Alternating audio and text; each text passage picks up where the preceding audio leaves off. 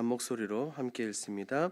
예수께서 그 마음에 변론하는 것을 아시고 어린아이 하나를 데려다가 자기 곁에 세우시고 그들에게 이르시되 누구든지 내 이름으로 이런 어린아이를 영접하면 곧 나를 영접하며 또 누구든지 나를 영접하면 곧 나를 보내신 이를 영접함이라.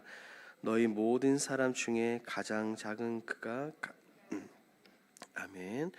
오늘 본문은 예수님의 이 사역을 제대로 이해하지 못하는 제자들의 모습이 등장합니다. 앞서 예수님은 제자들에게 순환을 말씀하셨습니다. 그런데 제자들은 어리석게도 이해하지 못하고 누가 더 큰지 지금 변론을 하고 있습니다. 오늘 내용을 통해 우리가 깨달을 것들이 무엇이 있겠습니까? 오늘 본문을 통해 함께 살펴보겠습니다. 내용 관찰 1번입니다. 제자들 사이에 무슨 변론이 일어납니까? 제자들은 서로 변론합니다. 누가 더 큰 자냐? 너가 더 크냐? 내가 더 크냐는 논쟁입니다. 이것은 주님을 따라다니면서 예수님의 사역의 본질을 기억하지 못하는 제자들의 안타까운 모습을 그리고 있죠. 여기서 말하는 제자들의 내용은 누구에게 더 권위가 있냐는 겁니다. 나에게 더 권위가 있다, 너에게 더 권위가 있다, 이런 주장들입니다. 앞서서 주님은 분명하게 말씀하셨습니다. 앞섬절을 보니까 인자가 장차 사람들의 손에 넘겨질 것이다 라고 주님께서는 분명하게 제자들에게 말씀하셨어요. 하지만 제자들은 기억하지 못했음을 우리는 본문을 통해 살펴봅니다. 2번을 보겠습니다. 예수님께서는 누구를 데려다가 곁에 세우십니까? 우리가 읽은 이 47절 말씀을 보니 예수님은 지나가는 어린아이를 데려오셔서 곁에 세우시고 제자들에게 말씀하십니다. 주님은 이미 알고 계셨어요. 그래서 이 어린아이를 통해 제자들에게 많은 것들을 많은 깨우침을 주시려는 것입니다. 왜 주님은 어른이 아니라 어린아이를 통해서 제자들에게 깨우침을 주시고자 하셨을까요? 이 부분은 연구와 묵상에서 우리 좀 더 살펴보겠습니다. 연구와 묵상입니다. 예수님께서는 왜 어린아이를 영접함이 하나님을 영접함이라고 말씀하십니까? 주님은 어린아이를 통해 많은 것들을 가르치십니다. 당시 어린아이는 사회적으로 굉장히 낮은 위치에 있었습니다. 아이들이 스스로 할 수 있는 것은 없었고 오로지 어른들의 통치, 부모님들의 뜻에 복종해야만 했습니다. 더 쉽게 표현하면 스스로 살아갈 수 없는 존재, 스스로 생존할 수 없는 존재가 당시의 통념적인 어린아이들의 위치였습니다. 지금은 주님은 그 어린아이를 통해 가르쳐 주십니다. 제자들은 지금 곧 예루살렘으로 올라가며 그들은 큰 기대와 착각에 빠져 있습니다. 어떤 것입니까? 주님께서 많은 사람을 따르는 주님께서 예루살렘에 입성하시면 거기에 따른 지위, 권위가 동달아 높아질 것이다 라고 그들은 착각하는 거죠. 그렇기 때문에 지금 그 앞서 내가 크니 너가 크니 누구에게 더 권위가 있니 이런 말을 하고 있는 것입니다. 하지만 주님은 전혀 다른 것을 제자들에게 말씀하고 계십니다. 어린아이를 통해 남을 받들어주고 남을 세워줘야 된다는 교훈을 말씀하십니다. 고대 팔레스타인 당시 문화를 우리가 먼저 이해할 필요가 있습니다. 명예와 사회적 지위를 중요하게 여기는 시기였는데 함께 만나고 함께 교제하는 사람에 의해 자신의 지위가 높아진다는 것입니다. 예를 들어서 제가 국회의원과 만나고 국회의원과 교제를 나누면 저의 지위가 당연히 국회의원 비슷하게 올라갑니다. 하지만 반면에 역으로 생각해서 제가 노숙자들과 교제를 나누고 노숙자들과 함께 나눈다면 저의 지위가 국회의원이 아니라 노숙자같이 낮아지게 된다는 것입니다. 그런 관점으로 보십시오. 그런 관점으로 사회적으로 약자이며 인정받지 못하는 어린아이를 데려다가 말씀하십니다. 지금 곁에선 어린아이를 영접함이 곧 주님을 영접함이라고 말씀하시고 그 주님을 영접함이 곧 성부 하나님을 영접하는 것이라고 말씀하십니다. 우리 주님은 이 땅 가운데 가장 낮은 존재인 어린아이를 영접하며 낮은 모습으로 오시고 낮은 자와 함께 하시는 모습을 손수 우리에게 보여주셨습니다. 제자들의 문제 있는 변론에 주님은 더욱 낮아지고 겸손하며 나보다 남을 낮게 여기는 귀한 교훈들을 지금 제자들과 우리들에게 하고 계시는 것입니다. 느낀 점을 보도록 하겠습니다. 모든 사람 중에 가장 작은 자가 가장 큰 자라는 예수님의 말씀에서 무엇을 무엇을 느낍니까? 굉장히 모순적인 말씀이죠. 얼핏 보면 이해가 되지 않는 그런 말씀입니다. 하지만 성경이 곳곳에서 이것을 증언하고 있습니다.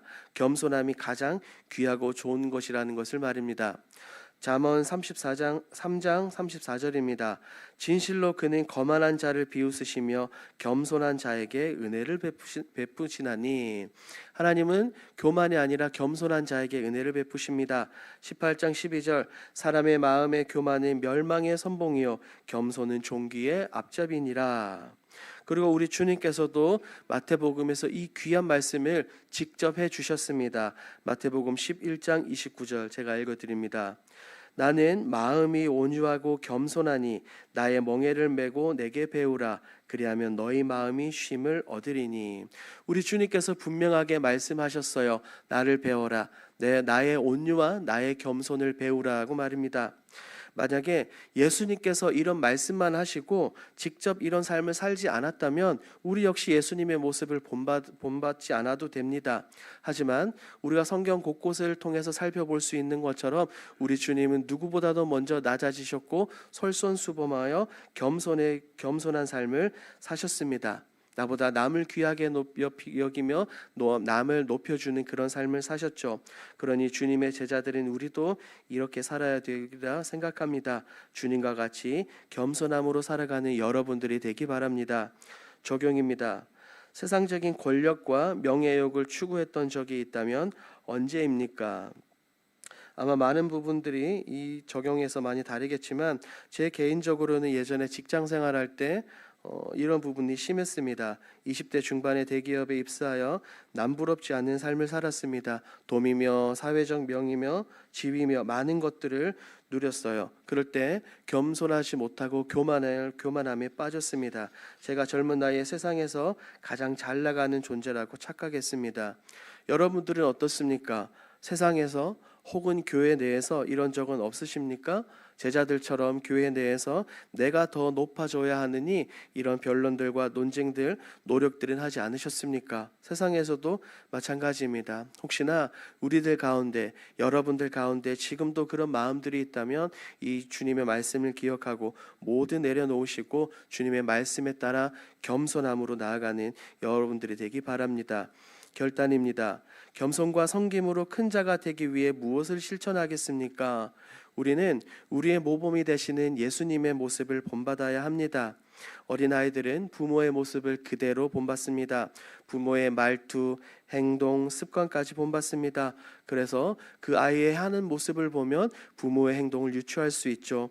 그렇다면 우리는 누구에게 본받아야 됩니까? 우리의 모범이자 우리의 구원자 되시는 주님만을 바라보고 따르고 배워야 될 줄 믿습니다.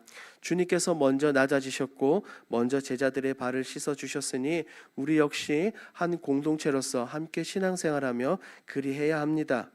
낮은 자들과 함께 해야 됩니다.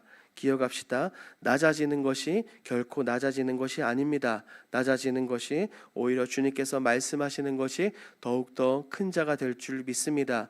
제자들과 같이 이런 어리석은 논쟁을 펼치는 것이 아니라 우리 주님의 모습을 본받아 낮아짐과 겸손함, 더 나아가 주님께서 가지셨던 온유함으로 살아가는 저와 여러분들이 되길 주님의 이름으로 축복합니다.